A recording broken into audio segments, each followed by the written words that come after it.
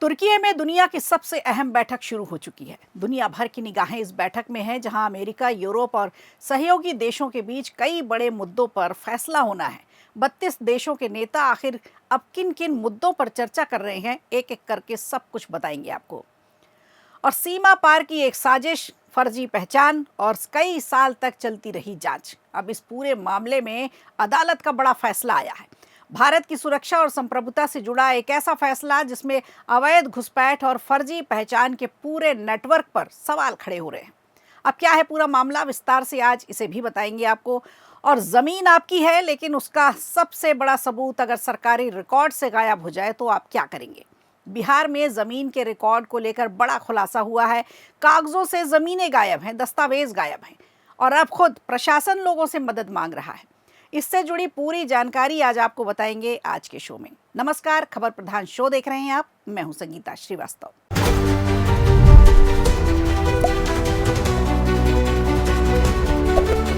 NATO की बैठक, लेकिन फैसला सिर्फ यूरोप का नहीं, पूरी दुनिया का हो रहा।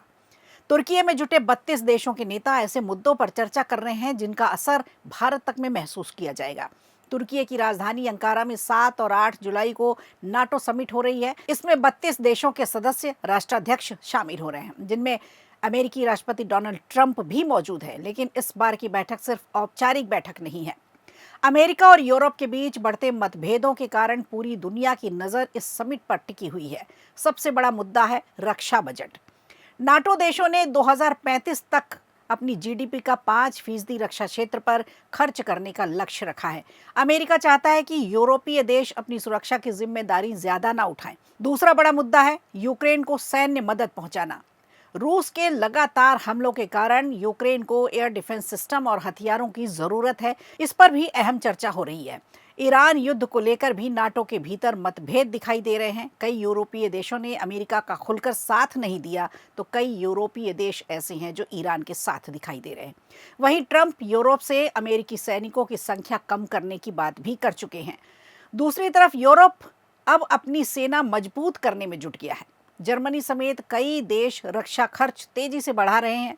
ग्रीनलैंड को लेकर ट्रंप के बयान में भी अमेरिका और यूरोप के रिश्तों के बीच तनाव दिखा। इस समिट में ऑस्ट्रेलिया, जापान, दक्षिण कोरिया, बहरीन, कतर, यूएई जैसे देशों की मौजूदगी भी दिखाती है कि नाटो अब सिर्फ यूरोप तक सीमित नहीं रहना चाहता। अब बात भारत की करते हैं कि आखिर इस समिट से भारत के लिए क्या फैसला होने वाला है और इस समिट के फैसलों का भारत पर सीधा असर क्या पड़ सकता है। अगर यूरोप हथियारों का उत्पादन बढ़ाता है तो शुरुआत में रक्षा उपकरण और कच्चा माल महंगा हो सकता है, लेकिन लंबे समय में भारत की मेक इन इंडिया और रक्षा उत्पादन को लेकर एक बड़ा मौका भी मिल सकता है। अगर अमेरिका का ध्यान यूरोप और मिडिल ईस्ट में ज्यादा रहता है तो हिंद प्रशांत क्षेत्र में भारत और क्वाड की जिम्मेदारी भी बढ़ जाएगी।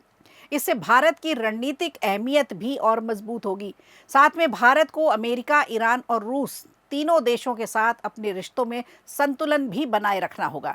यही भारत की सबसे बड़ी कूटनीतिक ताकत होगी। विशेषज्ञों का मानना है कि नाटो टूट नहीं रहा, बल्कि बदल रहा है। लेकिन इस बदलाव का असर सिर्फ यूरोप तक सीमित नहीं रहेगा, बल्कि आने वाले वर्षों में भारत समेत दुनिया की राजनीति और सुरक्षा रणनीति को भी ये प्रभावित करेगा। तो देखने वाली बात होगी कि इस 2 दिवसीय समिट में क्या निकल कर आता है।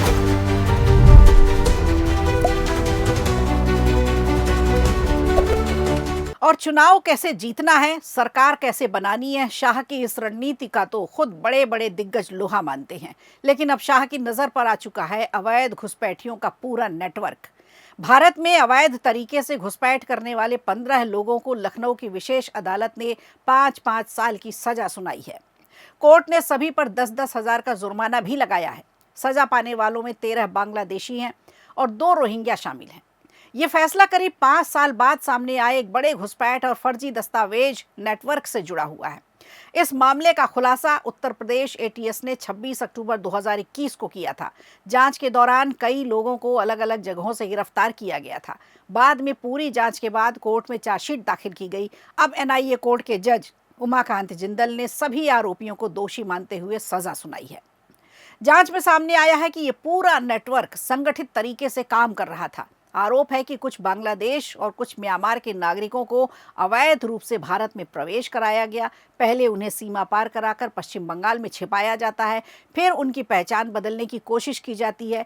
एटीएस के मुताबिक इस गिरोह के लोग फर्जी आधार कार्ड बनाते हैं, पैन कार्ड बनाते हैं, दूसरे दस्तावेज बनाते हैं जिससे भारतीयता की पहचान बनी रहे। इतना ही नहीं, कुछ मामलों में फर्जी दस्तावेजों के आधार पर भारतीय पासपोर्ट तक बनवा दिए जाते हैं। जांच एजेंसी का दावा है कि कुछ ऐसे लोगों को बाद में मानव तस्करी के जरिए दूसरे देशों तक भी भेज दिया जाता है। जांच में मिथुन मंडल, विक्रम सिंह, महफूजुर, समीर मंडल, टोनी, मोहम्मद जमील और उनके साथियों के नाम भी सामने आए हैं। आरोप है कि ये लोग मिलकर लंबे समय से एक बड़ा नेटवर्क चला रहे थे। अवैध घुसपैठ कराने के साथ साथ ये लोगों की नई पहचान भी तैयार कर रहे थे। एटीएस को काफी समय से इस नेटवर्क की सूचना मिल रही थी। जांच के दौरान सबूत जुटाए गए, आरोपियों को गिरफ्तार किया गया, कोर्ट में मामला चलाया गया। अब अदालत के फैसले के बाद इस पूरे मामले में बड़ा कानूनी फैसला सामने आया है। इसे अवैध घुसपैठ और फर्जी दस्तावेज तैयार करने वाले नेटवर्क के खिलाफ एक बड़ी और महत्वपूर्ण कार्रवाई माना जा रहा है।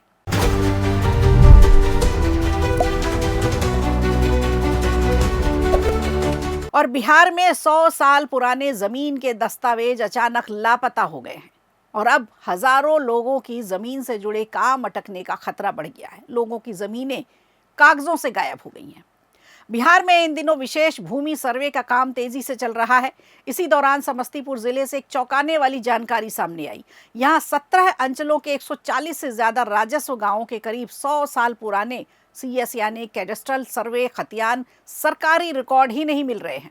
ये खतियान साल 1901 के आसपास हुए पहले बड़े भूमि सर्वे के दौरान तैयार कराए गए थे। आज भी इन्हें जमीन का सबसे अहम और मूल रिकॉर्ड ही माना जाता है, लेकिन अब कई खतियान पूरी तरह से गायब हैं, जबकि कुछ इतने पुराने और इतने खराब हो चुके हैं कि उन्हें पढ़ना मुश्किल है। इन दस्तावेजों के नहीं मिलने से लोगों को कई तरह की दिक्कतों का सामना करना पड़ रहा है। अपनी जमीन को लेकर के वो खुद साबित नहीं कर पा रहे कि ये उनकी जमीन है। जमीन की खरीदी बिक्री की बात हो, दाखिल खारिज की बात हो, जमीन की नपाई की बात हो, वंशावली सत्यापन और जमीन से जुड़े विवादों का निपटारा, सब कुछ प्रभावित हो रहा है। कोई कुछ नहीं कर सकता। कई लोगों के काम सिर्फ इसलिए रुके हुए हैं क्योंकि पुराने रिकॉर्ड नहीं है उनके पास। इस समस्या को देखते हुए राजस्व और भूमि सुधार विभाग ने लोगों से मदद करने की अपील की है। ये देखिए, प्रशासन और विभाग खुद लोगों से मदद मांग रहा है। जिसके पास पूरे सरकारी दस्तावेज रखे होते हैं, बरसों के रखे होते हैं, अब वो खुद मांग रहा है कि भाई आप हमें दीजिए कि आपकी ज़मीन है या नहीं। विभाग ने कहा है कि अगर किसी किसान, रैयत या ग्रामीण के पास अपने गांव का मूल CS खतियान सुरक्षित है तो उसे अंचल कार्यालय में या जिला अभिलेखागार में जाकर के जमा कराए। विभाग साफ कर चुका है कि दस्तावेज सिर्फ स्कैन नहीं किए जाएंगे, डिजिटल कॉपी बनने के बाद मूल खतियान पूरी सुरक्षा के साथ वापस कर दिया जाएगा। यानी लोगों को अपना असली दस्तावेज खोने की कोई चिंता करने की ज़रूरत नहीं है। प्रशासन इस तरह का आश्वासन इस समय दे रहा है। जिन इलाकों में ये समस्या सामने आई है उनमें कल्याणपुर, मोहनपुर, मोहिउद्दीन नगर, शिवाजी नगर समेत 17 अंचलों के लगभग 140 गाँव शामिल हैं। अब आप बताइए, 140 गांव के सरकारी कागज ही गायब हैं जिसमें उनकी ज़मीनों के पूरे दस्तावेज हैं।